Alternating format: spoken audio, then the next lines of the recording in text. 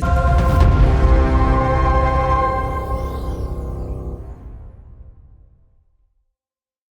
YouTube, I hope you guys are doing absolutely fantastic. It's Califax here and I'm back with another Forex market outlook. So basically we're gonna do an outlook for the upcoming week of June. I hope you guys are having a very good month. So far for me it's been a solid month, as always keeping the consistency, right, with the same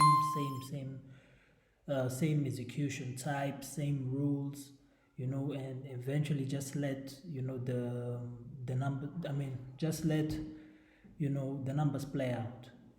So I see. I still see that a lot of people struggle, right, with strategy. Some people are constantly hopping from strategy to strategy, but I strongly believe that it's the need that a lot of people have of being right, right? Everybody wants to be right 100%. They want to win 90 times, 90 times out of 100. So a lot of times that's what is setting a lot of people back, because you always want to be right. So once you have losses in a row, you give up on the system, right? All strategies, guys, have losses in a row. Eventually you're gonna have losses in a row. Sometimes it may not be strategy wise, sometimes it can be psychology getting in the way, sometimes it can be a day that you're not feeling your best and then you end up deviating from the plan. That can contribute to losses in a row. Okay, so if you guys are struggling, don't get discouraged, right? You don't have to be right all the time in trading. It's all about risk to reward ratio. You can have a 30% win rate strategy, but as long as you have a good risk to reward ratio and the right psychology in place, you can be profitable. Okay, so let me not take too much time. Let's hop right into the outlook. We're gonna start from Euro USD. I'm at the daily time frame, but let's quickly look at the weekly. So on the weekly time frame, I mean, we all know that Euro USD is bearish. We had this nice weekly change of character after price mitigated a monthly supply zone. So monthly supply zone, weekly change of character, price comes to weekly. We can see that it respected the weekly supply, is now making its way all the way down to this weekly previous low. Then we drop down to the daily. We want to understand what's going on the daily time frame. So looking at the daily time frame, it's clear that the overall structure is bearish. We had this beautiful change of character, mitigation, second break, mitigation right here at the extreme. Now price is making its way all the way down to the daily previous low, right? So you guys can clearly see that, I mean, this is just very, very consistent, right?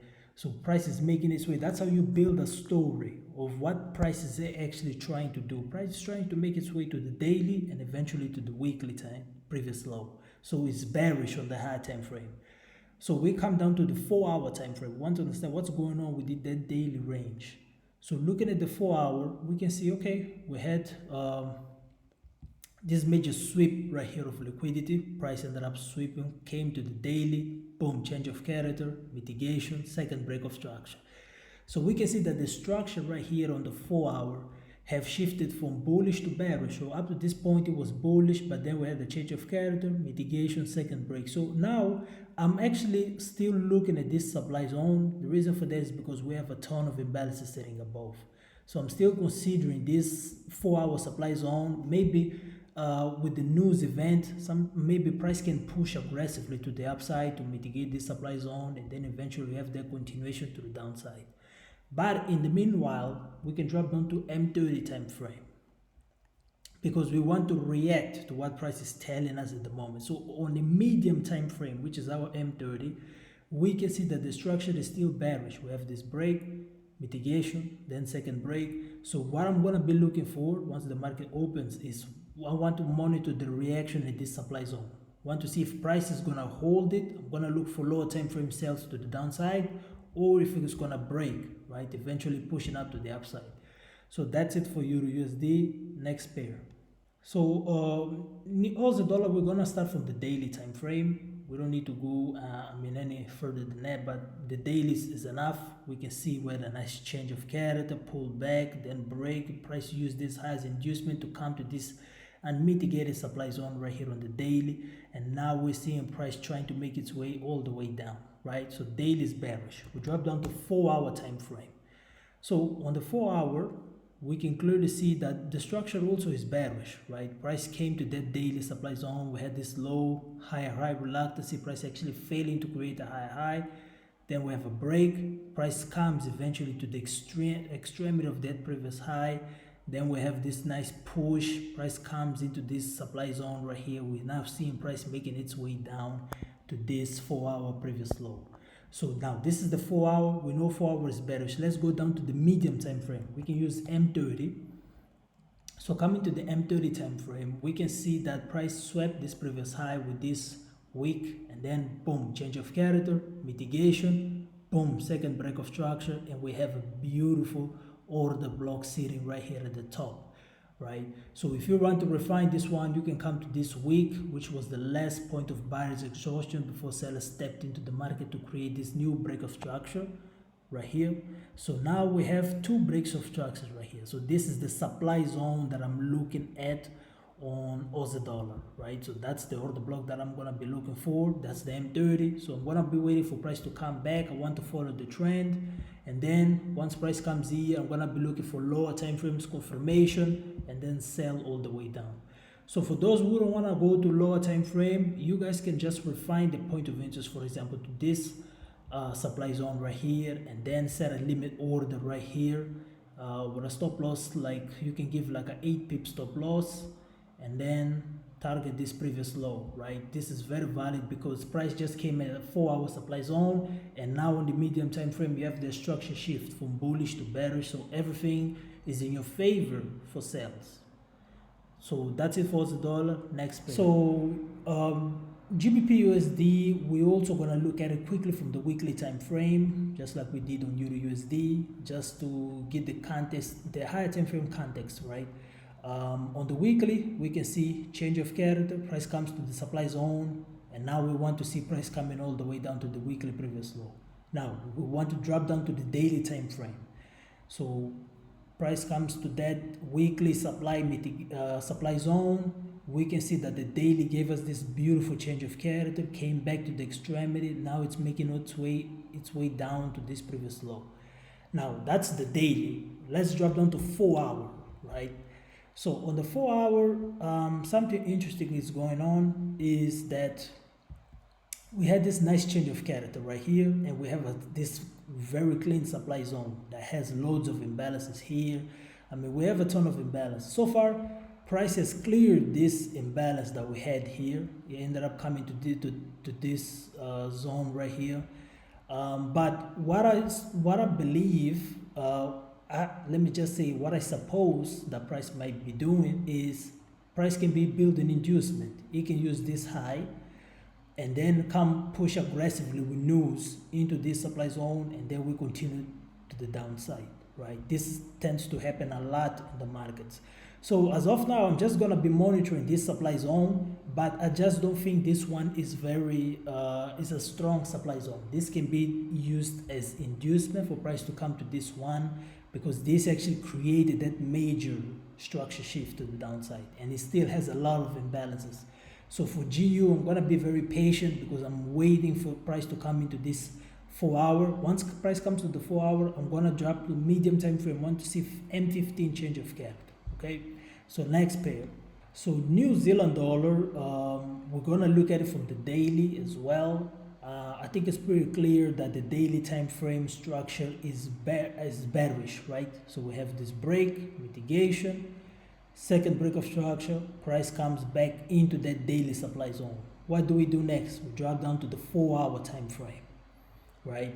So on the 4-hour, what I saw, maybe let me just use the 2 hours time frame. What I saw is that price ended up sweeping that previous high. We can see it failed to close above, so that was a sign that bullish sentiment in the market is in depletion. Then we had this nice change of character, price came to this supply zone. Now this is on the 4-hour, this is the hourly. Now let me drop down to M30 time frame, which is the medium time frame, right? So on the medium time frame, what we had is we just had this nice structure shift, break, mitigation, second break. What I'm waiting for on New Zealand dollar, I want to see price coming back into this supply zone. I'm gonna be looking for a chalk on the lower time frame, and then we take the sell, right? So we want to be looking for sell because everything is bearish from the daily, 4 hour, all the way to medium time frame is bearish. So on the lower time frame, we also want to make sure we're following the trend, which is bearish, right? So that's it for New Zealand dollar. Let's go to the next pair. So our next pair is going to be USD CAD. USD CAD so far, the price action has been very good. I mean, I'm seeing basically a lot of the things that that I was breaking down in the previous weeks actually are playing out, I mean, to the T on USD CAD. So we can see that on the daily we had this break of structure, mitigation, second break, price came to the extremity right here, and now we're trying to see, I mean, look at all this liquidity that USD CAD is building. We can see this trend line, price is tapping multiple times here. So I'm supposing that eventually we might have that strong push to the downside to grab all this liquidity, right? So we come down to the 4 hour, right? So we've built the story on the daily. We can see that, okay, everything is bearish. We come to the 4 hour time frame, and what we can see is that we had this nice 4 hour change of character. Price came all the way into that extreme supply zone. Then we can drop down to M30, right? So we want to monitor what's going on the M30 time frame, which is our medium time frame.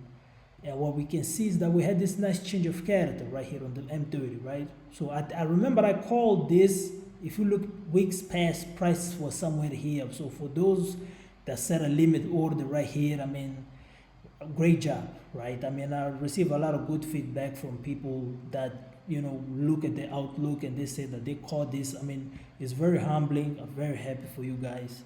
Great stuff, right? So we have this M30 change of character, mitigation, and then we have this break, mitigation, second break, mitigation, third break of structure. We're seeing this bearish chain right here that is going on USD CAD. So this is just absolutely bearish. I mean, if you're buying right now, I mean, I feel sorry for you, you know. So right here, everything is bearish, right? So that means that on the lower time frame, I'm actually going to be looking for selling opportunities right here on the lower time frames to continue that bearish chain. Or what I might expect is that price may end up using this right here as inducement, right, to finally push up, and then we continue to the downside. So that's possibilities we're going to explore once the market opens. Okay, so that's it for USD CAD. Let's go to the last pair. So our last pair, as always, is going to be Mr. Gold, right? I know a lot of people respect gold. They say gold actually is the king, you know, of trading.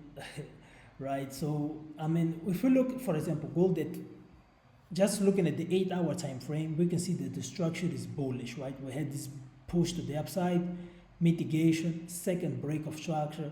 Price came into this extreme demand zone right here, and now we're seeing price pushing up. Now, as of now, I'm actually seeing some sort of a dispute, right, between buyers and sellers, because sellers are also strong. I mean, look at this strong bearish candle right here. I mean, let me just drop down to the 4 hour time frame real quick, and we can clearly see what's going on. Maybe I should use 2 hours time frame. Yeah, okay, there I'm gonna use the 2 hours. So we can see that price came to the 8 hour. We had a break, push, right? You can see the inducement that it used right here, right? And then came to this one and started to push up, right? Then we had this internal change of character right here. I think anyone can see this. We had this internal change of character. Price came to this nice bearish candle, and then boom, push to the upside. That's how gold moves, guys, right? And now price just came into this 4 hour supply zone. So right now I'm actually monitoring the reaction right now at this hourly supply zone. I'm gonna need an M15 change of character to the to the upside to continue for buys, because I'm seeing that this was a very strong bearish pressure right here. I mean, I see that it was news, but sometimes it can be a sign that maybe the trend may be reversing. But we're gonna monitor, right? So that's why I'm gonna drop down to M20 time frame, and on the M20 I'm gonna be waiting for a change of character. Right now you can see that we have this low, this high, and then this low. I'm gonna be waiting for a clear change of character to the upside, and then I can start to look for buys as continuation to the upside. Okay, so it's just simple as that, guys. We want to make sure we're following the story from the higher time frame all the way to lower time frame. Even if you trade M5, make sure you build a story from that daily 4 hour, then go to medium time frame before you enter on the lower time frame. Okay, it's gonna make your trades have high probability, right? So I hope I made the point clear with this breakdown, guys. If you guys are interested in catching the trades, because if you look at the public Telegram group, I've been calling a lot of great signals on the mentorship for a lot of students. We've got some students that are actually doing good on the challenge personal account. So I mean, it's just doing very good. Right here on the right, you guys have the Discord that I have the whole course right there for a lot of you guys. This is beginner friendly, intermediate traders friendly, even if you're advanced and you want to master the scalping, because I believe that there is a lot of money in the scalping, guys. So right here you have the basically that's the the overview of the Discord. We have the SMC mastery course right there. So if you're very interested, feel free to let me know. My contact is in the description box below, and I'm gonna see you guys in the next one. Peace.